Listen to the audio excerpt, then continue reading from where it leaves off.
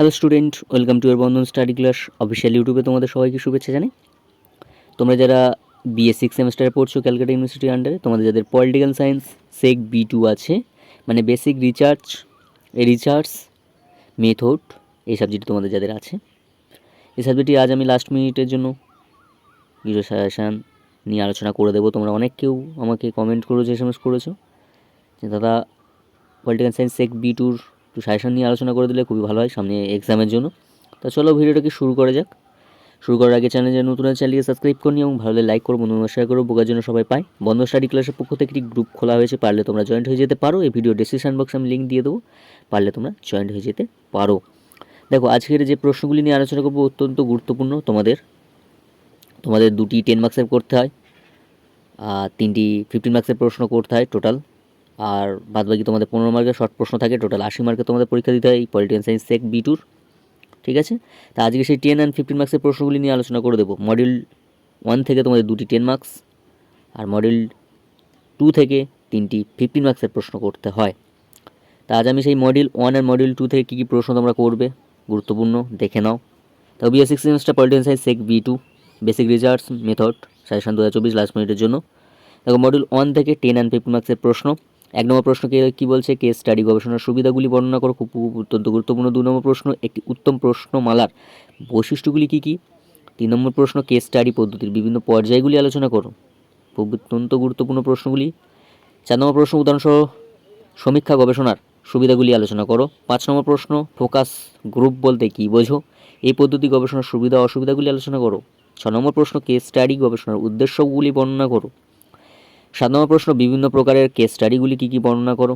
8 নম্বর প্রশ্ন, একজন ভালো সমীক্ষকের গুণগুলি কী কী আলোচনা করতে হবে। নেক্সট তোমাদের 9 নম্বর প্রশ্ন, অংশ গ্রহণমূলক পর্যবেক্ষণের বিভিন্ন পর্যায়গুলি কী কী।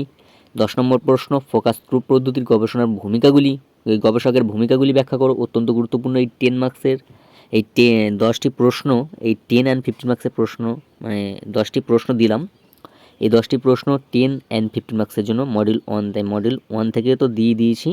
তোমরা এইগুলো করলে 10 মার্কসের 100% মডিউল 1 থেকে কমন পেয়ে যাবে, এবং 15 মার্কসের প্রশ্নও কমন পেয়ে যাবে এর মধ্যে থেকে। ঠিক আছে, এই 10 মার্কস, এই 10 অ্যান্ড 15 মার্কসের প্রশ্ন দিয়ে দিলাম মডিউল 1 থেকে। এই 10টি প্রশ্ন তোমাদের জন্য দিলাম।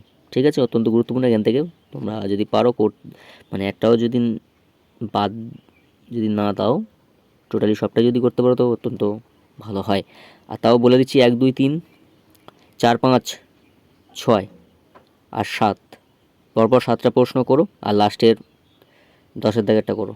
ঠিক আছে, এই প্রশ্ন করলে এখান থেকে তোমরা কমন পেয়ে যাবে। নেক্সট তোমাদের মডিউল 2 থেকে কী কী প্রশ্ন করতে হবে 10 অ্যান্ড 15 মার্কসের জন্য। মডিউল 2 থেকে তোমাদের 15 মার্কসের প্রশ্ন আসবে। ঠিক আছে, মডিউল 1 থেকে 10 মার্কসের প্রশ্ন, আর মডিউল 2 থেকে 15 মার্কসের প্রশ্ন কী কী করতে হবে তোমাদের দেখে নাও। 1 নম্বর প্রশ্ন, পরীক্ষামূলক গবেষণার অর্থ ও বৈশিষ্ট্যগুলি লেখো। 2 নম্বর প্রশ্ন, সামগ্রিক উপাত্তের উপযোগিতার বর্ণনা করো। 3 নম্বর প্রশ্ন, সামগ্রিক গবেষণার ক্ষেত্রে সামগ্রিক উপাত্তের গুরুত্ব ও সীমাবদ্ধতা লেখো। 4 নম্বর প্রশ্ন, বিষয়বস্তু বিশ্লেষণের পদ্ধতি সুবিধা অসুবিধাগুলি বর্ণনা করো। নেক্সট 5 নম্বর প্রশ্ন, অংশগ্রহণমূলক পর্যবেক্ষণ কি, এই পদ্ধতির উপযোগিতা লেখো। নেক্সট তোমাদের 6 নম্বর প্রশ্ন, সমীক্ষা গবেষণার সাক্ষাৎকার গ্রহণের বিভিন্ন পদ্ধতিগুলি সম্পর্কে লেখো। 7 নম্বর প্রশ্ন, গবেষণা পরিকল্পনার প্রকারভেদ আলোচনা করো।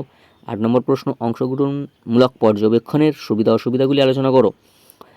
9 নম্বর প্রশ্ন, এগ্রিগেট ডেটার উৎসগুলি বর্ণনা করো। 10 নম্বর প্রশ্ন, লাস্ট প্রশ্ন, কন্টেন্ট অ্যানালিসিস এর সংজ্ঞা দাও, এর ব্যবহারগুলি কী কী তোমাদের আলোচনা করতে হবে। এই ছিল তোমাদের মডিউল 2 থেকে 10টি প্রশ্ন 15 মার্কসের জন্য।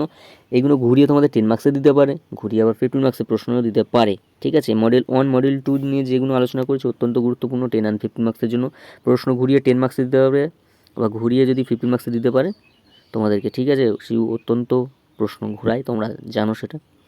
তাই এই 20টি প্রশ্ন যদি অত্যন্ত ভালো করে করতে পারো মডিউল 1 আর মডিউল 2 থেকে, এখান থেকে 100% তোমরা কমন পেয়ে যাবে 15 মার্কসের অ্যান্ড 10 মার্কসের জন্য। ঠিক আছে, এবং যেখানে প্রবলেম হবে অবশ্যই কমেন্ট করে আমি বলে দেবো। দেখা হচ্ছে পরবর্তী ভিডিও নিয়ে। তাই চ্যানেল জানো তোরা, চ্যানেল সাবস্ক্রাইব করে আমাদের পাশে থেকো। দেখা হচ্ছে পরবর্তী সাজেশন ভিডিও নিয়ে। আজ যেখানে শেষ করলাম।